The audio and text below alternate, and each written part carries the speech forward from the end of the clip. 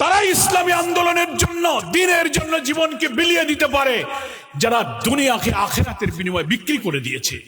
শিবির দুনিয়ার স্বার্থ, বিত্ত, বৈভব, সম্পদ, গাড়ি, বাড়ি, মর্যাদা, সম্মানকে আল্লাহর সন্তুষ্টির জন্য বিক্রি করে দিয়েছে। তাদেরকে সন্ত্রাস দিয়ে, মিথ্যাচার দিয়ে দুনিয়ায় দাবিয়ে রাখা যাবে না। এরা হচ্ছে সেই জাতি, ওমিনান নাসি মান ইয়াশরি নাফসাহু ইবতিগা মারদাতিল্লাহ আল্লাহু রাউফুন বিল ইবাদ। মানুষের মধ্যে এমন কিছু মানুষ থাকে যারা শুধু আল্লাহর সন্তুষ্টির জন্য নিজের সত্তাকে তারা বিক্রি করে দিতে পারে।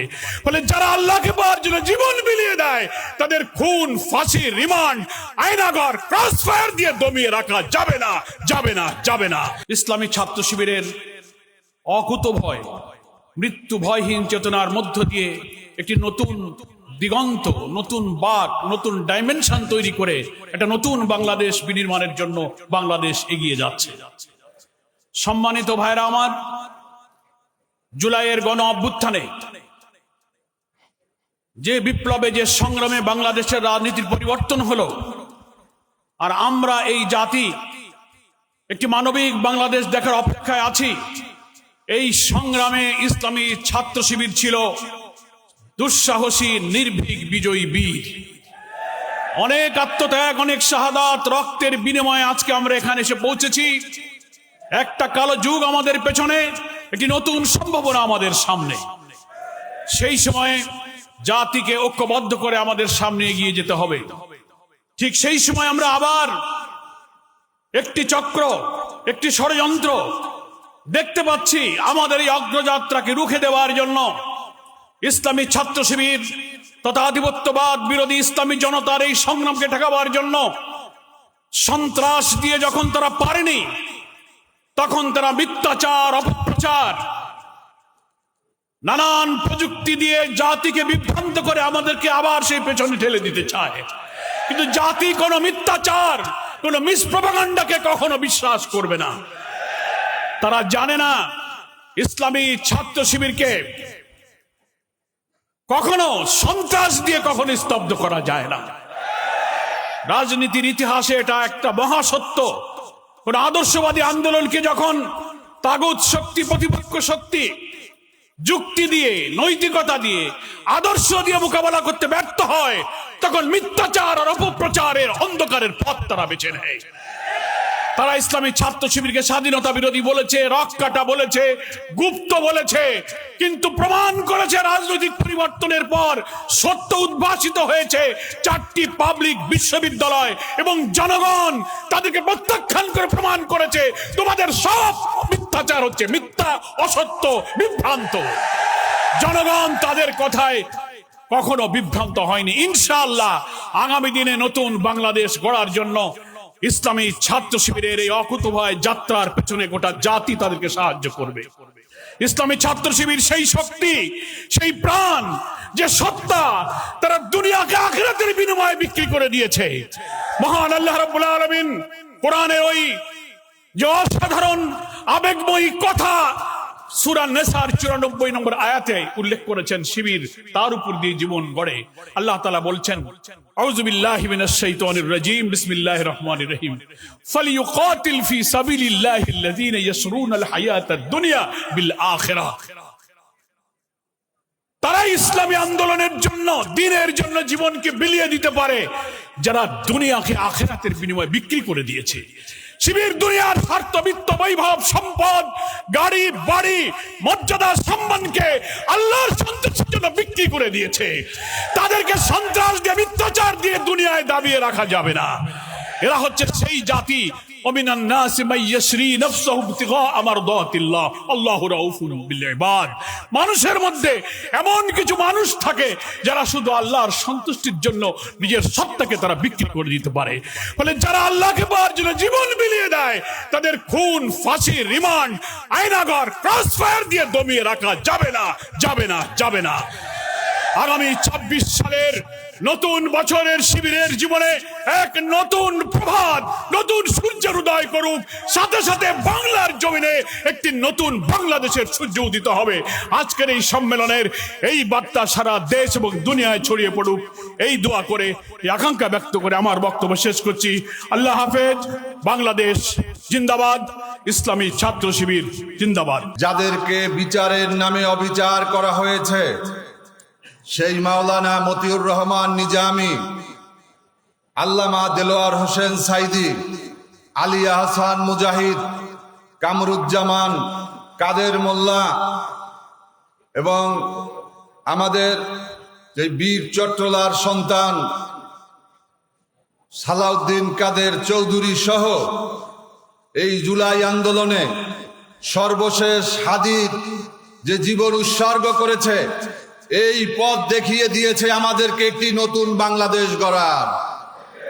এবং এই বাংলাদেশ গড়ার জন্য আমরা দীর্ঘদিন যাবৎ কাজ করেছি এবং আমাদের এই কাজের যেই নতুন সূর্যোদয়ের আমরা আশা করছি, সেখানে দেখছি নতুন নতুন কালো মেঘ এসে দাঁড়িয়েছে। আজকে যারা গণতন্ত্রের কথা বলতো, তাদের মুখে আজকে দেখা যায় ফ্যাসিবাদের বাণী। আজকে যারা ভারতীয় আধিপত্যবাদের বিরুদ্ধে কথা বলতো, তারা আজকে চেয়ে আছে ভারতের অনুকম্পা নিয়ে ক্ষমতায় যাওয়ার জন্য। আমি একটা জায়গাতে দীর্ঘদিন যাবৎ আন্দোলন সংগ্রাম করেছি, যেখানে আপনারাও সাথী ছিলেন, এবং সেই জায়গা থেকে আমরা চেয়েছিলাম যে বাংলাদেশের জন্য একটি সুন্দর বাংলাদেশ নির্মাণ করতে পারবো। কিন্তু আমরা দেখেছি যখন আর সম্ভব নয়, আমরা সেখান থেকে কেটে পড়েছি, শুধুমাত্র বের হওয়ার রাস্তা খুঁজেছিলাম। আল্লাহ রাব্বুল আলামিনের কাছে শুকরিয়া, আমি আশায় তারাও স্বস্তি বোধ করেছে। এই কারণে আমি একজন ভারত বিরোধী, আমি একজন ইসলামপন্থী, এজন্য তারাও নাকি নিজেদেরকে ভাগ্যবান, সৌভাগ্য মনে করছে। আমিও শুকরিয়া, তারাও শুকরিয়া। ইনশাআল্লাহ এবারে দেখাবে রাজপথে নতুন করে কোন ফ্যাসিবাদের দোসরদেরকে আমরা বাংলাদেশের ক্ষমতায় দেখতে চাই না। মুখে বলবেন চাঁদাবাজের বিরুদ্ধে, মুখে বলবেন দখলবাজের বিরুদ্ধে, মুখে বলবেন মাদকের বিরুদ্ধে, আর এক একটা এলাকায় মাদকের সেই সম্রাট হিসাবে নেতৃত্ব দিবেন গোপনে। এটা বাংলাদেশে আর চলবে না।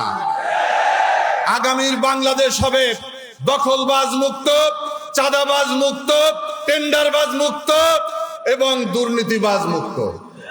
সেই বাংলাদেশের একজন নাগরিক যদি হতে পারি, তাহলেই আমরা সৌভাগ্যবান। ইসলামী ছাত্র শিবিরের সাথে দীর্ঘ সময় সর্বদলীয় ছাত্র ঐক্য করার সুযোগ হয়েছে।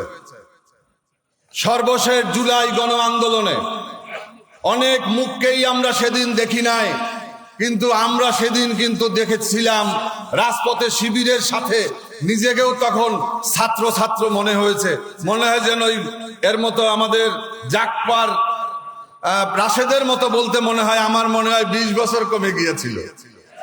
আল্লাহর কাছে শুকরিয়া যে জুলাই গণ আন্দোলনে যারা নেতৃত্ব দিয়েছেন, অনেকেই মাস্টার মাইন্ডের দাবি করেন, কিন্তু যদি কোনো সংগঠনকে মাস্টার মাইন্ড হিসাবে বলতে হয়, তাহলে ইসলামী ছাত্র শিবিরকেই বলতে হবে।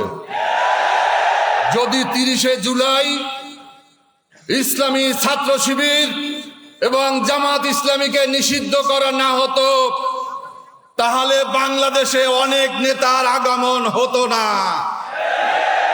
অনেক নেতা নেত্রীরা জেল থেকে বের হতে পারতো না, আজকে তারা ক্ষমতায় যাওয়ার স্বপ্ন দেখতে পারতো না। আমি বক্তব্য শেষ করব। মাননীয় প্রধান নির্বাচন কমিশনার, আপনার দৃষ্টি আকর্ষণ করছি, বাংলাদেশে নির্বাচনের সাইলেন্স বেজে গেছে।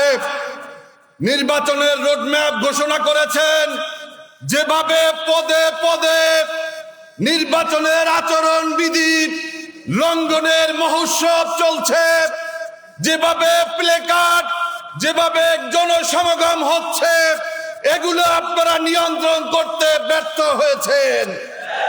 আপনারা ব্যর্থ হয়েছেন।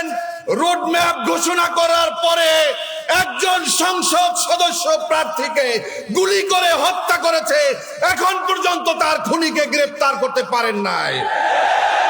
আপনারা এখন পর্যন্ত বাংলাদেশ থেকে এই 17 বছরে লক্ষ লক্ষ বৈধ অস্ত্রের আড়ালে লক্ষ লক্ষ অবৈধ অস্ত্র রয়েছে, সেগুলোকে উদ্ধার করতে আপনারা পারেন নাই। আমরা একটা গুলি করা দেখেছি, আরো কতগুলি সামনে আছে আমরা জানি না। আপনাদেরকে দায় দায়িত্ব নিতে হবে। আপনারা শুধুমাত্র রোডম্যাপ করে আপনারা আমাদেরকে ছেড়ে দিবেন, এভাবে চলবে না। আপনাদেরকে কঠোর হতে হবে। কোন বিশেষ দলের যদি আপনারা পাহারাদারের ভূমিকা পালন করেন, এদেশের মানুষ বসে থাকবে না। 5 তারিখে যেমন রাজপথে নেমে এসেছে, আপনারা দেখেছেন গত কয়েকদিন আগে হাদির জানাজাতে কাউকে দাওয়াত করা লাগে নাই, পঙ্গপালের মতো মানুষ ছুটে এসেছে নিজ দায়িত্ব থেকে। বন্ধুরা আমার বক্তব্য শেষ করব। আগামী দিনের আমাদের একটি আন্দোলনের অংশ হিসাবে আগামী নির্বাচনকে আমাদেরকে নিতে হবে। এই 17 বছর যে আন্দোলন সংগ্রাম করেছি, তার ফলাফলের জন্য আগামী নির্বাচন। সেই নির্বাচনে আমরা নতুন করে শপথ নেব, এই সংসদে কোনো টেন্ডারবাজের কোনো সর্দার যেতে পারবে না, এই সংসদে কোনো দখলবাজ যেতে পারবে না, এই সংসদে কোনো দুর্নীতিবাজ যেতে পারবে না, এই সংসদে কোনো চাঁদাবাজের দোসররা যেতে পারবে না। আমাদের সবাইকে একত্র হয়ে ঐক্যবদ্ধভাবে আমাদেরকে কাজ করতে হবে এবং এই জামাত ইসলামী শহীদি কাফেলা তাকে নেতৃত্ব দিতে হবে। আগামী বাংলাদেশের আমাদের ঐক্যের একটাই মাপকাঠি হতে হবে, যারা ভারতীয় আধিপত্যবাদ চায় না, যারা আওয়ামী ফ্যাসিবাদ চায় না, যারা বাংলাদেশের জাতীয় স্বার্থকে সমুন্নত করতে চায়, তাদেরকে নিয়ে আপনারা এগিয়ে যান। সবাইকে ধন্যবাদ।